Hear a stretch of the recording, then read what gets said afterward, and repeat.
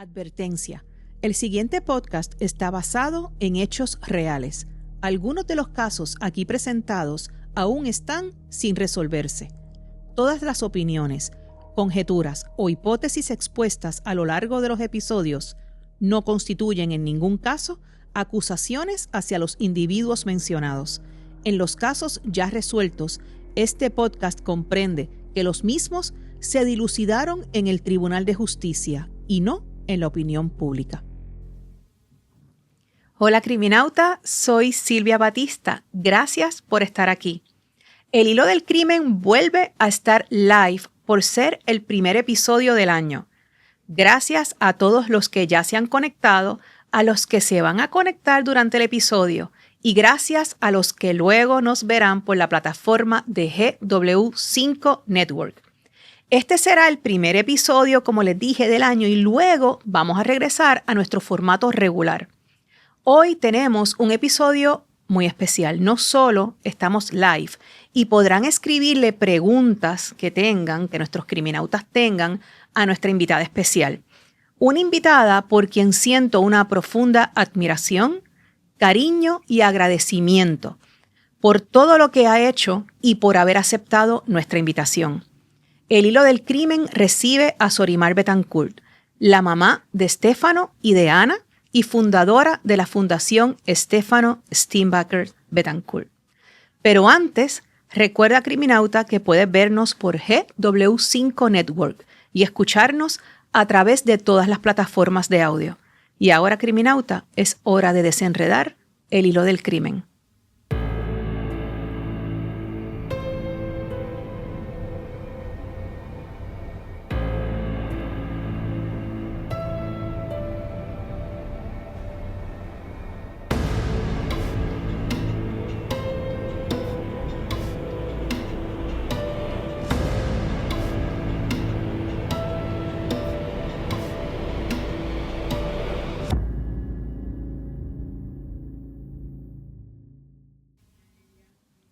Sorimar Betancourt nació en San Juan, Puerto Rico.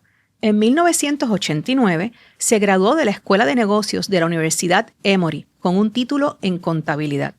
Se casó en 1993 en Holanda y tuvo 2 hijos, Stefano y Ana. Stefano nació en 1995 y 3 años después nació Ana Isabel para completar su familia. En 2003, Sorimar regresó a Puerto Rico y estableció su propio negocio de diseño de joyas y así tuvo la flexibilidad de ser madre y empresaria. Inesperadamente, a la edad de 17 años, Stefano fue víctima de un carjacking en Dorado, Puerto Rico. Después de la muerte de su hijo en 2012, Sorimar creó la Fundación Stefano Steenbacher Betancourt, una organización que ayuda a los padres en duelo a sanar, crear conciencia sobre la donación de órganos y realiza igualmente trabajo misionero dentro y fuera de Puerto Rico. Bienvenida, Sorimar, al Hilo del Crimen. Gracias por la invitación. Es un honor para mí estar aquí hoy. Gracias. Me siento sumamente agradecida de tenerte aquí. Por lo general, comienzo los episodios con una introducción. ¿Te parece, Sorimar, si primero hago la intro y les doy un contexto general del caso? Y luego podemos conversar y responder las preguntas del público. Claro que sí.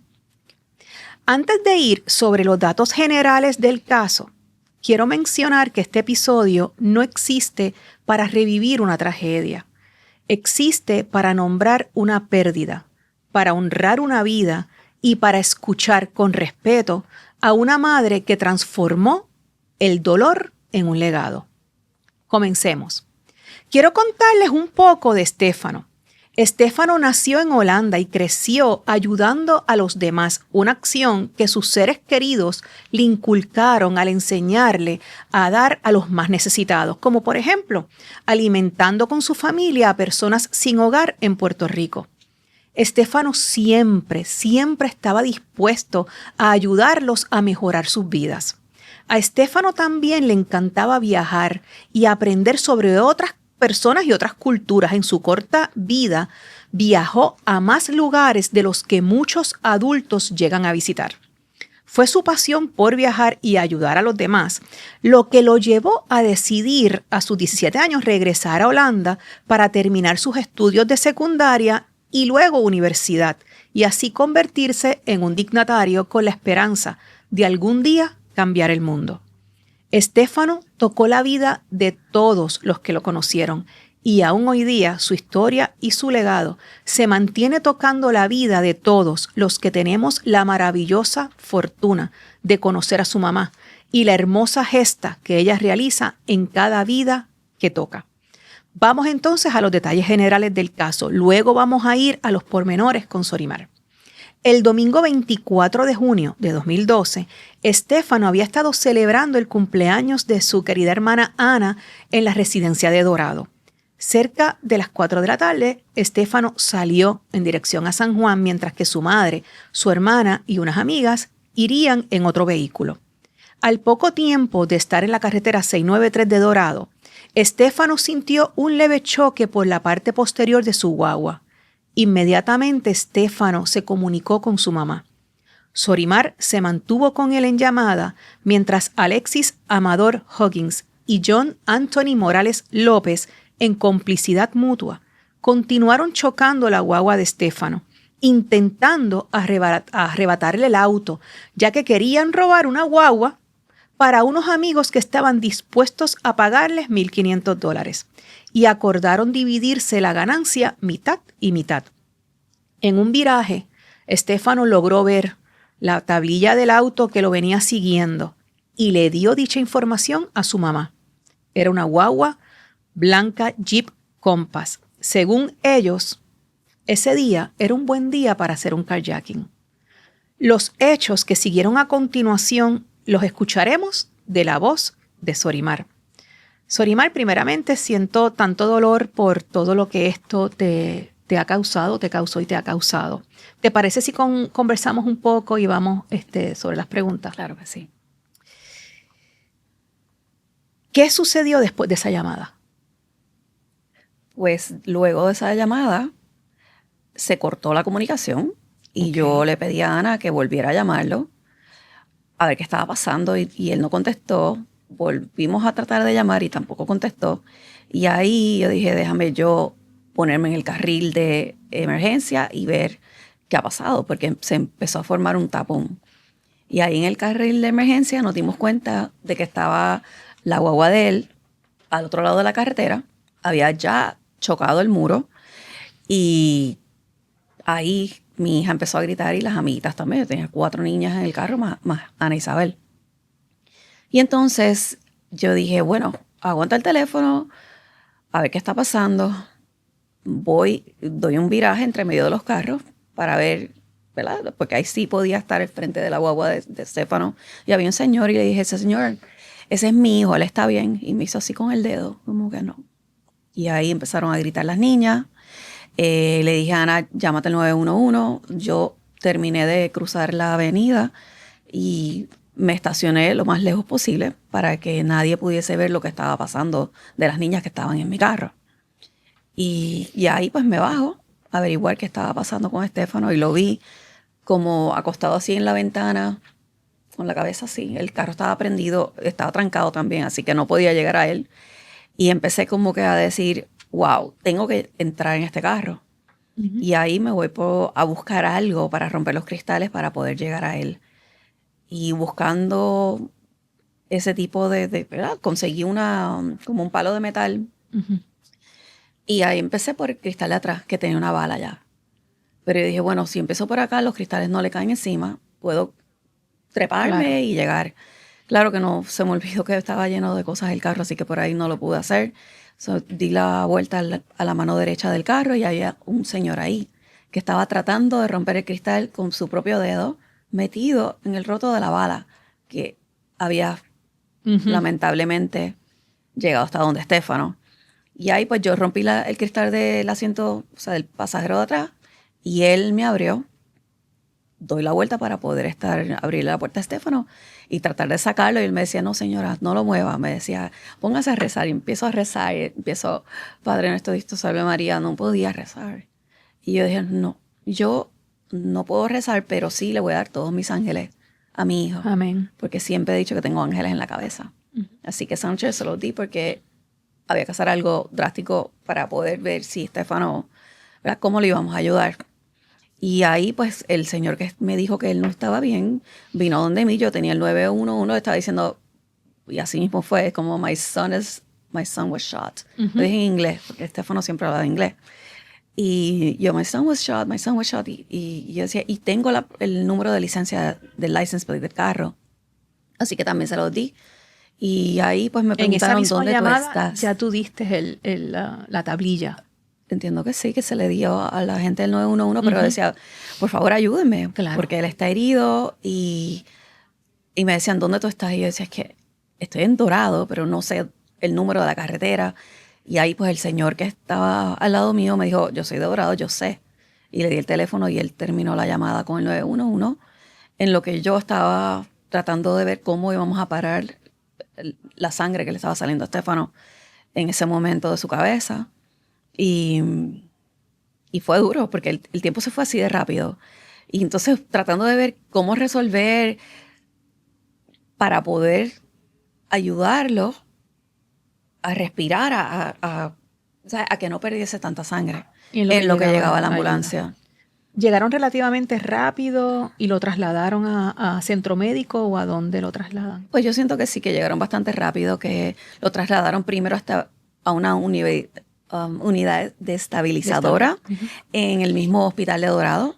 Y ahí la policía me dijo, mira, ¿puedes guiar para que vayas al hospital? Y yo le digo, mire, yo no creo que yo pueda guiar. Y tampoco sé dónde es el hospital en Dorado, así que necesito ayuda. Y tuvimos que esperar que llegara una agente mujer para que pudiese manejar mi carro. Y entonces, pues, cuando llega, me monto con mi hija y las amigas y estaban gritando porque yo no me veía, pero ellas vieron toda la sangre que yo tenía encima y no sé ni de dónde salieron toallas y agua para tratar de limpiar parte de eso hasta que llegamos, ¿verdad? Nos montamos y llegamos al hospital. Y en el hospital me doy cuenta de que mis manos estaban cubiertas con una gelatina. Y yo decía, Dios mío, ¿qué es esto? Si esto es el cerebro de mi hijo, está súper mal. Y ahí una enfermera sale con los zapatos de él y me dice, móntese en la ambulancia que ya vamos a salir. Y ahí me viro y mi hija estaba detrás de mí y le dije, aguanta los zapatos de Estefano. Y ahí también le dije, llama a tu papá. Y ella pudo llamar a su papá porque era el día de su cumpleaños. Él contestó, para él eran como las 2 de la mañana. Y le dije, Eric, por favor, levántate. Necesito que vayas al aeropuerto, lo más rápido posible. Eric estaba en Holanda. Sí. Y no tenía el corazón para decirle lo que había pasado con Estefano. Sencillamente le dije que el niño había tenido un accidente y que necesitábamos que él llegara rápido. Y ahí le di el teléfono a mi hija y me monté en la ambulancia. Porque ya estaban sacando a Estefano para ir a centro médico. A centro médico. Y ahí llega. ¿Cómo fue el proceso de investigación? Porque de entrada tú tenías esa tablilla que fue algo maravilloso. Yo pienso que ha sido una bendición que tú pudieras tener la mente, creo que fue Dios, ¿no?, que te fue llevando dentro del proceso tan difícil y lograste con esa tablilla. ¿Cómo fue el proceso de investigación? Pues yo entiendo que fue bastante rápido. Los policías consiguieron a Mother Huggins esa misma noche. Fueron a la casa de la mamá en Caguas y él no estaba allí. Pero la mamá les dijo que sí, que ese era su carro, el carro de la mamá, que él había cogido prestado para hacer esto.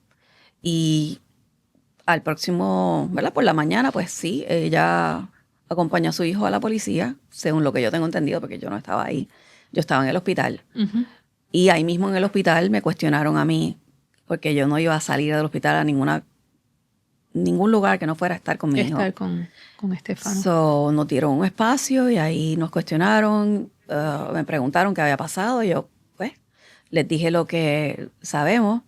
Y mi hija, pues, se la llevaron esa noche para el cuartel de la policía con sus amigas para cuestionarlas a ellas también. Y te podrías imaginar 5 niñas de 13 años, 13 y 14, solas en una estación de policía, siendo cuestionadas de eventos que tampoco ellos sabían, porque es que fue todo tan rápido. Fue rápido, sí, ellos lo que vieron fue ya el efecto de la tragedia, pero no tenían detalles y estaban muy chiquitas. No, una de ellas se bajó del carro y venía con el celular y me dijo, Surimar, mi papá está en el celular, y yo cogí el celular y le dije, se los dije, le dije, le pegaron un tiro a Estefano, y ahí tiré el celular porque estaba buscando con qué aguantarle la sangre a Estefano en las maletas que tenía atrás. Y él se volvió loco, dice que rompió su propio celular donde él estaba, y vino con su hermano que trabaja en fiscalía. So, ellos llegaron a la escena, pero ya no estábamos. No. Sí, ya estaban en el hospital y se habían movido.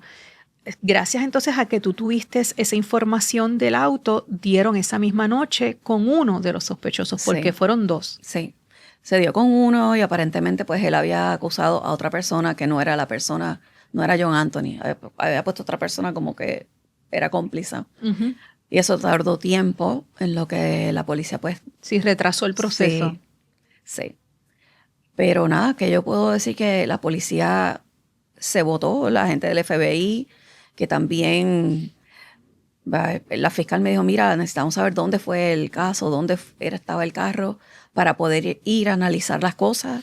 Y yo dije, yo lo llevo. Y me decía, no, eso es muy fuerte para ti. Y yo lo llevo. Y yo volví al sitio, cogí los cristales, los puse en un Ziploc bag y se los llevé a fiscalía. Y como a los par de días me llamaron y me dijeron, ok, pues ven. Y fui con una de las personas que trabaja para el FBI. Y yo digo, Dios mío, de verdad que el trabajo de ellos no es fácil. Estar todos los días investigando, pero son gente con un corazón enormemente grande y estoy súper agradecida de todo lo que hicieron por Estefano y por nosotros. Amén, amén. El proceso de identificarlos, de reunir la prueba y de luego ir a juicio en medio de un duelo. ¿Cómo fue ese proceso para ti? Y el juicio creo que comenzó ya al año. El juicio había comenzado, ¿cierto? Había terminado ya al año. Pero fue bien duro porque uno, como tú misma dices, uno está en duelo. Cuando uno está en duelo, la mente no funciona igual. Hay como brain fog. Así que yo tenía una libreta donde trataba de apuntar todo, con quién estaba hablando, las cosas que pasaban, porque de esa manera, por lo menos tenía escritos los nombres, los teléfonos y la información que necesitaba en otro momento, cuando la necesitase. Pero sí, el tiempo para mí se fue súper rápido. Claro, también estaba involucrada entonces en el proceso de crear la fundación, porque yo decía, yo no me puedo quedar aquí tirada debajo de unas palmeras, viendo las nubes pasándome por encima. Esta no soy yo. Yo soy una persona bien activa, hyper y un goal setter y go getter. Y mi hijo no estaría orgulloso de mí en este momento. Así que empecé a buscar opciones en las cuales quisiera invertir mi tiempo y para honrar la memoria de Estefano. Y lo has hecho de una manera excepcional y maravillosa. A la fundación vamos a tocarla ya en un momentito. Antes de llegar a la fundación, el juicio, que tengo entendido que dura unas 2 semanas, sí, según lo que pude investigar, pero Amador Huggins no fue quien habló, ¿cierto? O sea, él es el primero que encuentran, pero no es quien da detalles. No, el Amador Huggins no habló en el juicio. El que sí habló fue John Anthony Morales, que era el coacusado. Y él habló porque nosotros queríamos saber qué había pasado. Y pues le hicieron un deal con la fiscalía de que si él hablaba, pues le iban a dar menos tiempo. Y para mí era mejor porque si él hablaba, no tenía que ir a 2 juicios. O sea, que iba a ser solamente ese juicio. Y entonces, pues, ya teníamos un deal para la otra persona. So, no tenía que volver a pasar por todo ese proceso tan difícil que es ir a la corte, tener que ser witness también, porque, claro, fue con nosotros que pasó todo. ¿Tú testificaste en el juicio? Esa parte no, sí, no sabía. Los primeros 2 días. Y eso es durísimo, uno tener que testificar con los abogados de defensa que lo que quieren es turbar a uno y tratar de que uno patine y eso sí, ese abogado Juan Matos de Juan, jamás se me va a olvidar ese nombre. Él tenía a su hija en María Reina con la mía, no en el mismo grado, la niña de él era un año mayor. Y yo decía, Dios mío, si yo lo veo en la escuela, yo no sé lo que va a pasar. Porque me sentía tan atacada durante ese proceso que Revictimizada. es horrible. Revictimización, Sí. la revictimización. Sí. Para mí, para mi hija también. Y nos enteramos en la escuela cuando ella regresa a las clases que la sister nos llama a la oficina o me llamó a mí y me dijo, tengo prohibido que hablen del caso de Estefano aquí porque la hija del abogado es estudiante aquí. Y yo digo, increíble que esto esté pasando en este momento. Que mi hija tenga que estar aquí, o sea, que yo tenga la posibilidad de ver al abogado todos los días por las mañanas cuando la deje, fue durísimo. Y durísimo, sé que tiene que haber sido escuchar el testimonio del muchacho que habló, porque es revivir. No sé si por un lado pudiste tener una closure, como se dice, en cuanto a saber qué pasó, pero eso tiene que haber sido sumamente difícil para, como dices, para ti, para el papá, para los seres queridos. Es súper difícil escuchar lo que querían hacer con Estefano. Y John Anthony lo dijo bien claro, que ellos lo que querían que él parara el carro, para entonces ellos montarse en el carro junto a Estefano. Ellos tenían 2 armas con ellos, así que iban a hacer que él mismo guiara a un punto en Calley, donde habíamos pasado hacía como 2 meses, él y yo, en un field trip de la escuela. Y donde luego, 2 meses más tarde, apareció otro muchacho que mataron en ese mismo lugar. Y yo, Dios mío, cuando pasé en ese momento, 2 meses antes, yo no sé qué sentí, que le dije a la persona que estaba manejando la guagua, le dije, ¿y qué es esto? Y me dijo, esto es una antigua cárcel en Calley. Pues ahí es que iban a tirar a Estefano para que en vez de ser, ¿verdad?, un carjacking o un asesinato, fuera un missing person report. Y eso le daba la oportunidad a ellos de poder sacar el carro a donde fuera que lo iban a mandar, pero por lo menos que el carro apareciera como un carro robado y no un caso de un crimen. Y también dijeron todo lo que pasó, que ese carro lo mandaron a pedir y que les iban a pagar $1,500. Pero al final se llevaron 0 y dejaron a Estefano con una herida de bala en la cabeza y sin ellos llevarse ese carro. Y se fueron a fiestar de que Increíble. lo habían matado. Así que entre drogas, alcohol y Percocet estaban ellos celebrando esa noche. Eso también lo dijeron. Fue duro. Lo dijeron en el juicio, tú lo escuchaste. Claro. Es una cosa que yo digo, Dios mío, no hay excusa. No. No hay excusa para que las personas sigan matando gente.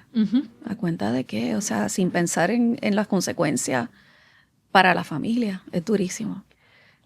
Sorimar, cuando llegó la sentencia, ¿qué cambió y qué no cambió? O sea, me explico. ¿Te dio paz?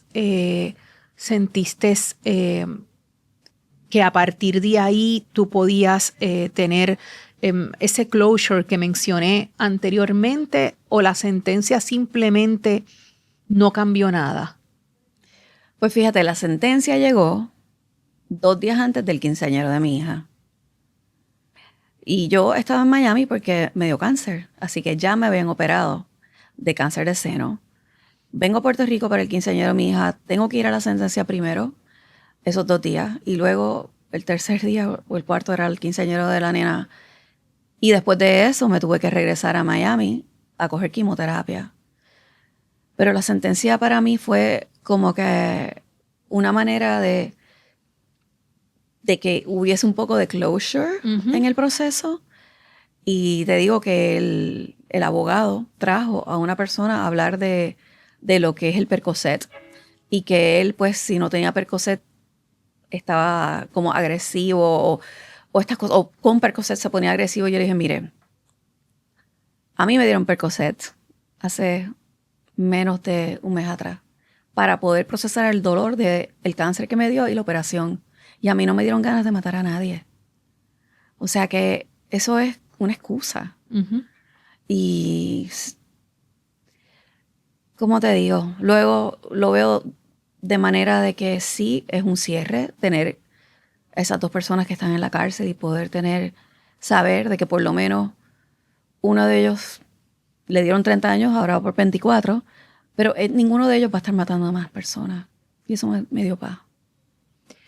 En el proceso de donar órganos, ¿cómo fue ese proceso en términos de sanación para ustedes como familia? Pues Estefano escogió inscribirse como donante de órganos en enero del 2012. Y en junio 27, él ya estaba listo para donar sus órganos. Y el 28 fue la operación. Y de ahí salieron el corazón, los pulmones, los riñones, el páncreas, y el hígado, hacia las personas que estaban, ¿verdad?, que los iban a recibir. Para mi sorpresa, el día de la misa, apareció un enfermero a decirme que él sabía quién tenía el riñón de Estefano y quería darme la información de la persona. Y yo en ese momento estaba bregando con que iban a sacar el cuerpo del carro y yo estaba como que no puedo ni pensar en esto en este momento. Pero sí, él fue donde mi mamá, fue muy inteligente y mi mamá tenía esa información, lo cual luego pudimos llamar a la persona y conocerla. También conocimos al señor que tiene el otro riñón y el páncreas. Él llamó a Guapa y pidió que quería conocerme y Guapa me llamó y yo dije, claro que sí. Y ese fue el primero que conocí. Y para mí fue una cosa bien grande. Es algo que no te puedo ni explicar, pero poderlo conocer, abrazarlo, yo dije, Dios mío, esto es como un milagro. Uh-huh. Y la persona que tiene el corazón, Camilo Valencia, ir a Miami para conocerlo, para mí eso fue la primera vez que yo volví a ver a mi hija sonreír y poder estar los tres abrazados, tocando su corazón, fue una experiencia que no hay palabras para decirte.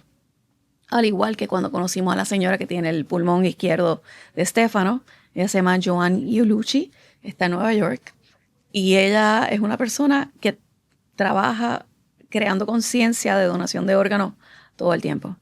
Así que mejor personas no les pudo haber tocado esos órganos. Y tener la oportunidad, como tú dices, de abrazarlo, se siente como un milagro. Sí. Se siente como un milagro. No es que ves el milagro de vida. Sí. Lo ves porque lo tienes al frente. Uh-huh. Y dices, wow, Estefano no está aquí ahora mismo, pero parte de él sí está. Y es la parte más linda porque él está dando vida a estas otras personas que para mí eran total desconocidos, pero se han convertido en parte de mi familia.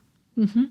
En parte de ustedes. Sí. Antes de que me hables de la fundación, que quiero ir sobre eso, no quería saltarme sin decirle a los criminautas que el 12 de noviembre de 2013, o fueron a los 2 años, yo leí, fue cuando lo sentenciaron, me dijiste, 2013. Alexis Amador Huggins fue sentenciado a cadena perpetua a nivel federal. Y el 13 de noviembre, al otro día, John Anthony Morales López, quien cooperó, como les explicó Sorimar, con la fiscalía, fue sentenciado a 30 años de prisión, que luego entonces, ahora tú me dices, que bajó a 24. Por buena conducta. Por buena conducta. Háblame de la fundación, Sorimar. ¿Cómo nace la fundación? Sabemos que nace del dolor, pero te levantaste, ya eso tú lo habías, en algún momento de tu vida habías pensado en hacer alguna fundación o simplemente nace de esta tragedia? No, yo toda mi vida he hecho actos de misiones. Uh-huh. Yo creo que el acto más grande de misiones que hicimos, Estefano, Ana y yo, fue cuando el temblor de Haití, okay, que mi casa se convirtió en un lugar donde la gente traía donativos y pudimos enviar 77 mochilas de amor para los niños de Haití. Esas mochilas estaban llenas de toallas, leche, agua, barritas, pasta de dientes, cepillo de dientes, hasta un peluche. Cada una iba a ir a un niño. Yo digo, bueno, un niño que a lo mejor ya no tiene padres, que necesite sentirse que tiene algo. Pertenencia. Sí, le pusimos curitas de todo lo que yo pude conseguir a través de los donativos de mis amistades, se los enviamos, incluyendo casetas de campaña, pampers para niños, ropa, sábanas, y nada, eso uno lo hace porque yo siento eso en mi corazón, de poder ayudar a las personas, o sea, hacer el bien sin mirar a quién. Y es algo que para mí era importante enseñarle a mis hijos, que todos los días, o sea, hicieran un random act of kindness. Pero ya cuando pasó lo de Estefano, yo dije, Dios mío, esto tengo que hacer algo más grande. Y ahí fue que decidí comenzar con, ¿verdad?, a crear conciencia de lo que es la donación de órganos, y así empezó la fundación. Claro, luego que pasé por todo esto de la sentencia, el cáncer, era bien difícil para mí tratar de echar hacia adelante el trauma de la pérdida de Estefano. Y ahí yo me fui a Miami a recibir tratamiento de cáncer, pero también recibí otro tipo de tratamientos holísticos.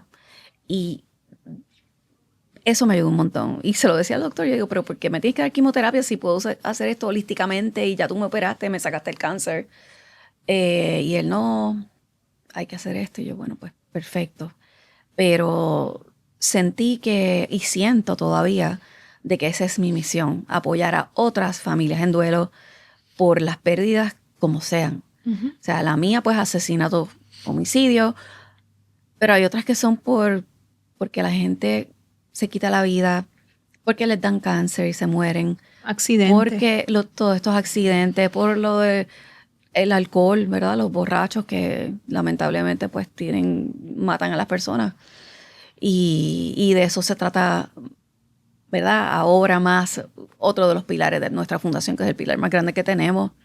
Igual que hacemos prevención de violencia, vamos a la escuela a dar educación de violencia en el noviazgo, de duelo y de inteligencia emocional, porque siento que es la manera que podemos hacer una diferencia en los niños y tratar de crear una sociedad que tenga más empatía, más amor, más conciencia por los actos que hacen. Y así espero poder en el futuro la violencia vaya bajando en Puerto Rico. Qué bendición. ¿Qué planes tiene? Gaby, ponme por favor el logo de la fundación en pantalla. Quiero que me digas qué planes tienes para la fundación a corto y largo plazo y cómo se pueden comunicar con la fundación. Bueno, pues a corto plazo nos acaban de regalar una casa hermosa. Es una propiedad que tiene 3 estructuras y hemos mudado las facilidades de San Patricio Plaza a esta casa. Y en la casa, pues obviamente muchísimo trabajo. Estoy totalmente sumergida en cómo vamos a poder echar hacia adelante este espacio que nos donó una mamá en duelo también. Su hijo se llamaba Nikolai Mushenkain y él falleció hace 3 años. Y su mamá estaba tan agradecida del servicio que se le dio de apoyo en la Fundación Estefano que decidió donarnos esa casa que Nikolai había comprado para vivir en ella y nunca la vivió. Si alguien quiere apoyar, ¿cuál es la forma más útil? ¿Donar, educarse, voluntariado, compartir recursos? ¿Qué necesita la fundación? De todo. Necesitamos dinero para poder hacer una construcción que hace falta de las oficinas. La UPI, los estudiantes de arquitectura de la UPI nos están ayudando, ya nos diseñaron los planos. Tenemos también el Colegio de Eléctricos de Fajardo, que nos están ayudando con la electricidad de la casa, pero en realidad necesitamos ingenieros, necesitamos materiales para poder hacer las construcciones, necesitamos gente que sepa de jardines, queremos hacer sanación en la naturaleza, porque eso está probado. En Japón hacen mucho eso, traer a las personas a sanar en los bosques. Y siento que así es que va a estar, ¿verdad?, el giro de la fundación, no tan solo tener psicólogos, trabajadores sociales y tanatólogos, pero también hacer estos grupos de apoyo y los talleres en la naturaleza, donde la gente puede venir y sentirse cómodo, salir de las casas, tener un lugar que ellos puedan llamar un hogar, o sea, una familia extendida, que estamos ahí para dar ese cariño, esa puerta está abierta para las personas que la necesiten. Y no tan solo en Cupey Alto, pero también tenemos oficina en Ponce y en Camuy y en Fajardo. So, alrededor de Puerto Rico estamos cerca de ustedes, los que necesiten, ¿verdad?, hablar de su dolor, hablar del trauma, de esas pérdidas, que necesiten cualquier tipo de apoyo emocional. Y quiero que sepa que nos pueden llamar al 787-607-4990. Nos consiguen en Instagram en @Team Stefano PR y en Facebook como Fundación Stefano Steenbackers Betancourt. ¿Cómo pueden ayudarnos con donativos? A través de ATH Móvil, Donar, Fundación Stefano Steenback, con $K. También pueden hacerlo a través de la página de nosotros, www.fundacionstefano.org. O si quieren enviar un cheque, también lo pueden hacer. En la página web está toda la información que necesitan de la dirección. El cheque sería a nombre de Fundación Stefano y nos pueden enviar por correo a Industrial Minillas, 111, carretera 174, Suite 2, Bayamón, Puerto Rico, 00959. Así que esas son las maneras. También voluntariado. Los voluntarios son una cosa súper importante para nosotros. Hemos estado trabajando con diferentes compañías que están trayendo a sus voluntarios hasta la casa de Cupey. Y eso nos ayuda increíblemente a pintar, a cortar las gramas, mantenimiento, cosas. O sea, el mantenimiento es continuo en una finca. Y las manos se necesitan para recibir los recursos de la gente que dona, para recibir a las personas que llegan buscando ayuda. Yo soy testigo de la gran labor y la gran gesta que Sorimar ha hecho y realiza día a día con su fundación. Y quiero que sepas que las puertas del hilo del crimen están abiertas para lo que necesites. Te tengo aquí un detallito de agradecimiento. Ay, gracias. Espero que ya podamos decir que eres criminauta. Ahí con tu nombre. Wow, ya lo vi. Tiene tu nombre, sí. Ay, gracias mil. Te lo agradezco. Te agradezco todo lo que haces, te agradezco que estés aquí, te respeto y de verdad que siento un profundo orgullo y creo que es una bendición el haberte conocido. Gracias. Y Stefano fue un muchacho increíble que por 17 años fue una bendición para todos los que lo conocieron, pero vino de un hogar lleno de amor y que lo enseñó a dar. Y eso es lo que tú has hecho. Esa es mi misión de vida. Yo siento tanto y tanto amor en mi corazón que hay veces que siento que se vuelca para afuera. Y yo digo, bueno, pues Stefano está conmigo todos los días de mi vida, porque desde que yo me levanto por la mañana pienso en él, me acuesto por la noche pienso en él y no tan solo en eso, pero él está conmigo en cada visita que yo hago a los hospitales para hablar con padres que tienen niños con muerte cerebral, en las visitas que hago a los hogares, cuando hay una situación familiar de pérdida, en las funerarias cuando vamos, en medicina forense, en todos lados. Él siempre está. Y va a seguir estando. Y de eso se trata. Gaby, ¿alguien puso alguna pregunta o algo que no quiero? Ok, pues ¿verdad? Que no quería como que saltarme si algún criminauta había preguntado algo. Para pensar, me quedo y quiero que nos quedemos, criminautas, con estas palabras de Sorimar en el juicio de Alexis y John Anthony. Hoy es un buen día para tener paz. No es un buen día para un carjacking. Todos los días son buenos días para hacer justicia. A veces cuando se habla de un carjacking, la palabra que nos viene a la mente es propiedad. Un carro, un objeto, un número en una póliza. Como si lo que se pierde pudiera medirse en carrocería, en cristales rotos, en una llave que no aparece. Pero la verdad que no cabe en un reporte es que la propiedad nunca ha sido la pérdida real, porque lo que se roba de verdad es otra cosa. Se roba la normalidad de una casa, se roba la paz de una madre, se roba el sueño de un padre, se roba la risa de una hermana que aprende demasiado temprano a vivir con una ausencia. Se roba el futuro de quienes aman. Y lo más duro es que el mundo tiende a resumirlo todo en una frase, fue un carjacking.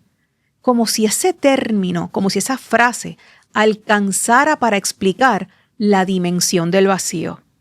Como si fuera un tipo de delito y no un terremoto emocional que parte la vida en dos, antes y después. Que este caso nos obligue a mirar con humanidad, a exigir justicia, por supuesto, pero también a reconocer el precio real de estos crímenes. No es la propiedad, es el dolor que se queda viviendo en los que aman. En el pietaje de la cobertura del juicio vi a unos padres revivir el dolor de una manera que ninguna madre, ningún padre debería experimentar jamás. Y vi llorar también a la madre de uno de los acusados y hoy día convicto. Una madre que no reconocía a ese muchacho que estaba acusado y que ella jamás pensó verlo en esa situación. Cada crimen trae una ola de sufrimiento que arrasa con la calma. ¿Qué compromiso como sociedad estamos dispuestos a asumir para que el dolor ajeno no sea solo contenido, sino causa? Para pensar. Sorimar, nuevamente, una bendición haberte tenido, una bendición que puedas tocar tantas vidas. Gracias por todo lo que das. ¿Puedo decir ya que eres una criminauta? Sí. Me gusta preguntárselo a los invitados. Este episodio, como ya les mencioné, Criminautas, ha sido el primero del año. Gracias, criminautas, por estar del otro lado de la pantalla, del otro lado del micrófono, para aquellos criminautas que me escuchan. Gracias a todos los que se conectaron el año pasado y nos apoyaron, a mí y a GW5, y los que van a estar. Hasta el próximo episodio, criminauta.